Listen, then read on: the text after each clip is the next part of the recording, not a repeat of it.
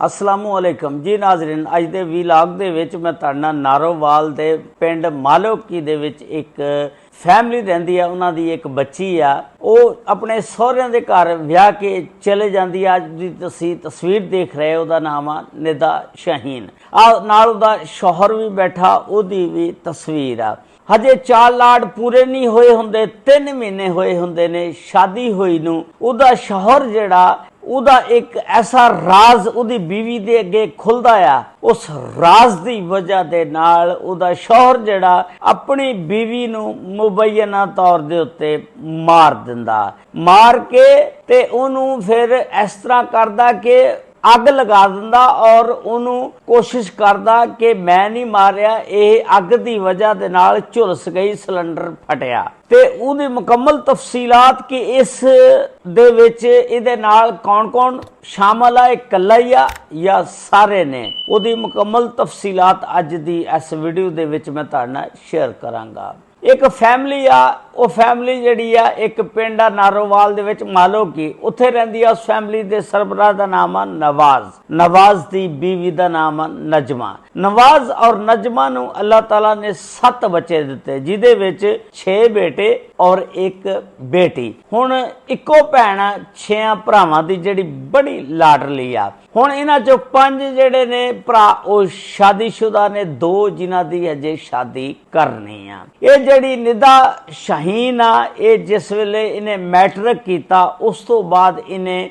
कुछ 6-7 साल का आलमा फाजला का कोर्स किया। उस तो बाद जिस वेले जवान हुई 24 साल की होगी, घरदियां ने कहा कि हुण इहदी शादी कर देनी चाहिए आ। इहदी शादी वास्ते कोई रिश्ता देखते ने, कोई मुनासिब नहीं मिलता। काफ़ी जगह ते इन्हां ने देखा कोई पसंद नहीं आंदा, ते एक रिश्ते कराने वाली ने रिश्ता दिखाया।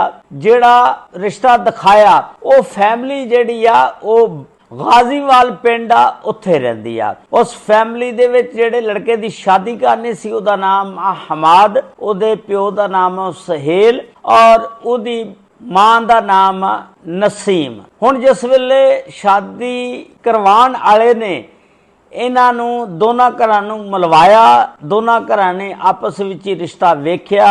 लड़की वालियां ने लड़का वेख्या, लड़के वालियां ने लड़की नूं वेख्या, दोनां नूं पसंद आ गया रिश्ता। इन्हां ने 3 महीने फिर ये मंगनी जिहड़ी आ रखी, 3 महीने मंगनी रही। उस तो बाद इन्हां ने फैसला किया कि इन्हां दी हुण शादी कर देनी चाहिदी आ। उस तो बाद अप्रैल 2026 दे विच बकायदा इन्हां दोनों की शादी कर दी जाती आ, निदा शाहीन और हमाद सहेल दी। जिस वेले शादी हो जाती आ, हुण निदा शाहीन जिहड़ी आ अपने ससुराल आ जाती आ, बड़ी हसी खुशी और चावां और लाडां दे नाल। 6 भरावां दी इक्को भैण हुंदी आ, जिन्हों ढोर दिता जांदा, ससुराल दे घर आ जाती आ।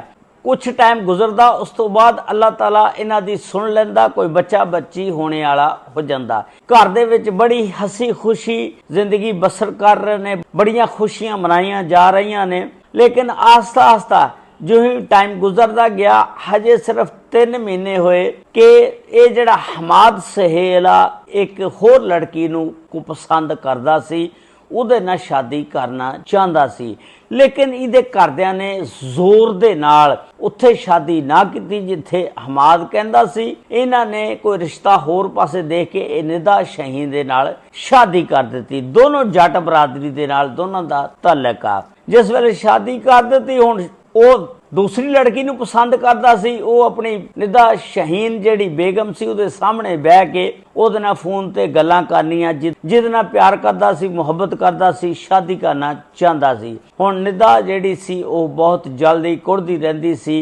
एक तां इहदा भरा कराची रहिंदा सी, निदा शाहीन दा। निदा चुकदी आ फोन, उस अपने भरा नूं फोन करदी आ कि भरा मैं शादी करा तां लई आ, हमाद ने भी मजबूरी के तहत शादी एक कराई आ, खुश नहीं हैगा। वो किसी होर लड़की नूं चाहता, किसी होर लड़की दे नाल प्यार करदा आ।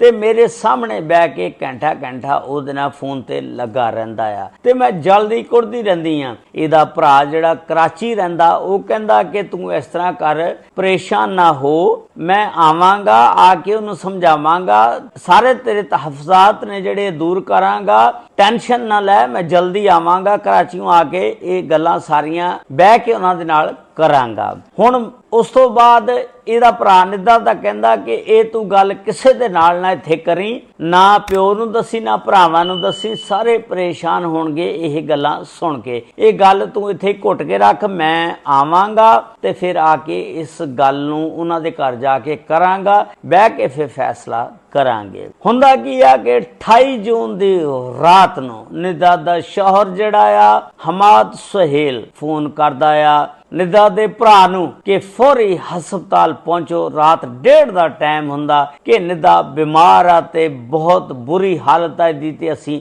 ਹਸਪਤਾਲ ਲੈ ਕੇ ਜਾ ਰਹੇ ਹਾਂ। ਐਨੀ ਗੱਲ ਕਹਿ ਕੇ ਤੇ ਫੋਨ ਬੰਦ ਕਰ ਦਿੰਦਾ। ਜਿਸ ਵੇਲੇ ਫੋਨ ਬੰਦ ਹੁੰਦਾ ਘਰ ਵਾਲਿਆਂ ਦੇ ਪੈਰਾਂ ਦੇ ਥੱਲੋਂ ਮਿੱਟੀ ਨਿਕਲ ਜਾਂਦੀ ਹੈ। ਕੀ ਹੋ ਗਿਆ ਨਿੱਦਾ ਨੂੰ, ਕੀ ਹੋ ਗਿਆ? ਫੌਰੀ ਦੌੜਦੇ ਨੇ ਔਰ ਉਹਨਾਂ ਨੂੰ ਦੱਸਿਆ ਜਾਂਦਾ ਕਿ ਹਸਪਤਾਲ ਲੈ ਕੇ ਚਲੇ ਗਏ। ਜਿਸ ਵੇਲੇ ਹਸਪਤਾਲ ਪਹੁੰਚਦੇ ਨੇ ਪੁੱਛਦੇ ਨੇ ਕਿ ਕਿੱਥੇ ਹੈ ਨਿੱਦਾ, ਕਿੱਥੇ ਹੈ ਨਿੱਦਾ? ਦੱਸਿਆ ਜਾਂਦਾ ਕਿ ਨਿੱਦਾ ਅੰਦਰ ਆ, ਡਾਕਟਰ ਉਹਦਾ ਇਲਾਜ ਕਰ ਰਹੇ ਨੇ। ਥੋੜੀ ਜਿਹੀ ਦੇਰ ਬਾਅਦ ਡਾਕਟਰ ਬਾਹਰ ਨਿਕਲਦੇ ਨੇ, ਕਹਿੰਦੇ ਨੇ ਸੌਰੀ ਬਹੁਤ ਦੇਰ ਹੋ ਚੁੱਕੀ, ਅੱਲਾ ਨੂੰ ਨਿੱਦਾ ਜਿਹੜੀ ਆ ਪਿਆਰੀ ਹੋ ਚੁੱਕੀ ਆ। ਇਹ ਗੱਲ ਸੁਣਨੇ ਦੀ ਸੀ ਕਿ ਮਾਂ ਪਿਓ ਦੇ ਪੈਰਾਂ ਦੇ ਥੱਲੋਂ ਜ਼ਮੀਨ ਜਿਹੜੀ ਆ ਨਿਕਲ ਜਾਂਦੀ, ਰੋਣਾ ਪਿੱਟਣਾ ਸ਼ੁਰੂ ਹੋ ਜਾਂਦਾ। ਉਸ ਤੋਂ ਥੋੜੀ ਜਿਹੀ ਦੇਰ ਬਾਅਦ ਉਹਦੀ ਲਾਸ਼ ਨੂੰ ਬਾਹਰ ਲਿਆਇਆ ਜਾਂਦਾ। ਉਹ ਕਹਿੰਦੇ ਨੇ ਇਹਨੂੰ ਲੈ ਜਾਓ। ਜਦੋਂ ਬਾਹਰ ਲੈ ਕੇ ਆਉਂਦੇ ਨੇ ਦੇਖਦੇ ਨੇ ਕਿ ਉਹਦੇ ਗਲੇ ਦੇ ਉੱਤੇ ਕੁਝ ਜ਼ਖਮਾਂ ਦੇ ਨਿਸ਼ਾਨਾਤ ਹੁੰਦੇ ਨੇ। ਉਹਦੇ ਨਿੱਦਾ ਦੇ ਵਾਲਿदैन ਕਹਿੰਦੇ ਨੇ ਕਿ ਨਿਸ਼ਾਨਾਤ ਕਿੱਦਾਂ ਆ, ਤੁਸੀਂ ਸਾਡੀ ਕੁੜੀ ਨੂੰ ਮਾਰਿਆ? ਉਹ ਕਹਿੰਦੇ ਕਿ ਅਸੀਂ ਇਹਨੂੰ ਮਾਰਿਆ ਨਹੀਂ, ਇਹ ਅੱਗ ਦੇ ਨਾਲ ਸਿਲੰਡਰ ਫਟਿਆ, ਝੁਲਸ ਗਈ ਆ, ਇਸ ਵਜ੍ਹਾ ਦੇ ਨਾਲ ਤੁਹਾਨੂੰ ਦੱਸਿਆ ਤਾਂ ਹੈ, ਅਸੀਂ ਕੁਝ ਨਹੀਂ ਕਿਹਾ ਹੈਗਾ। ਉਸ ਤੋਂ ਬਾਅਦ ਨਿੱਦਾ ਦੇ ਵਾਲਿदैन 15 ਤੇ ਕਾਲ ਕਰਦੇ ਨੇ। ਪੁਲਿਸ ਜਿਹੜੀ ਆ ਥਾਣਾ ਸਦਰ ਨਾਰੋਵਾਲ ਇਹਨਾਂ ਨੂੰ ਲੱਗਦਾ ਉੱਥੇ ਦੀ ਜਾਂਦੀ ਆ ਔਰ ਆ ਕੇ ਉਹਦੀ ਲਾਸ਼ ਨੂੰ ਆਪਣੀ ਤਹਵੀਲ ਦੇ ਵਿੱਚ ਲੈ ਕੇ ਤੇ ਪੋਸਟਮਾਰਟਮ ਵਾਸਤੇ ਭੇਜ ਦਿੱਤਾ ਜਾਂਦਾ ਆ। ਔਰ ਉਸ ਤੋਂ ਬਾਅਦ ਫਿਰ ਪੁਲਿਸ ਜਿਹੜੀ ਆ ਇੱਕ FIR ਦਰਜ ਕਰਦੀ ਆ ਔਰ ਪੁੱਛਦੀ ਆ ਕਿ ਇਸ ਦਾ ਮੁਦਈ ਕੌਣ ਬਣੇਗਾ। ਇਸ ਦੇ ਵਿੱਚ ਮੁਦਈ ਜਿਹੜਾ ਨਿੱਦਾ ਦਾ ਭਰਾ ਅਲੀ ਰਜ਼ਾ ਬਣਿਆ ਔਰ ਫਿਰ ਇਹ ਜਿਹੜੀ FIR ਆ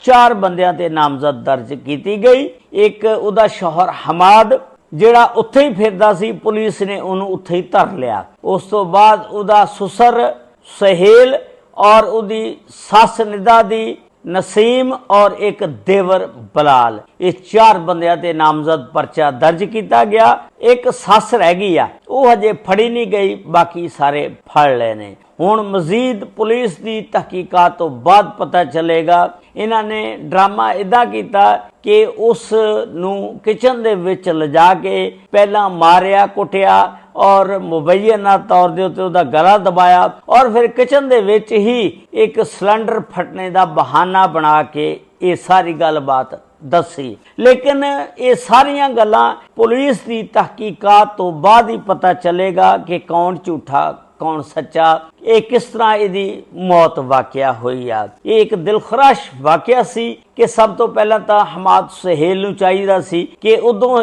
ਹੀ ਇਨਕਾਰੀ ਕਰ ਦਿੰਦਾ ਕਿ ਇਹ ਮੈਂ ਸ਼ਾਦੀ ਨਹੀਂ ਕਰਨੀ, ਮੈਂ ਜਿਹਨੂੰ ਪਸੰਦ ਕਰਨਾ ਉਹਦੇ ਨਾਲ ਸ਼ਾਦੀ ਕਰਨੀ ਆ। ਤੇ ਅੱਜ ਇਹ ਕਾਤਲ ਵੀ ਨਾ ਬਣਦਾ ਔਰ ਸਲਾਖਾਂ ਦੇ ਪਿੱਛੇ ਨਾ ਜਾਂਦਾ ਔਰ ਉਸ ਲੜਕੀ ਦੀ ਜ਼ਿੰਦਗੀ ਵੀ ਜਿਹੜੀ ਆ ਹੋ ਸਕਦਾ ਸ਼ਾਇਦ ਬਚ ਜਾਂਦੀ। ਤੇ ਇਸ ਤਰ੍ਹਾਂ ਦੋਨੋਂ ਘਰ ਸਮਝੋ ਕਿ ਤਬਾਹੋ ਬਰਬਾਦ ਹੋ ਗਏ ਨੇ। ਇਸ ਦੇ ਬਾਰੇ ਦੇ ਵਿੱਚ ਤੁਸੀਂ ਆਪਣੀ ਰਾਏ ਦਾ ਇਜ਼ਹਾਰ ਜ਼ਰੂਰ ਕਰਨਾ। ਅੱਲਾਹ ਤਾਲਾ ਸਭ ਤੇ ਰਹਿਮਤਾਂ फरमाए।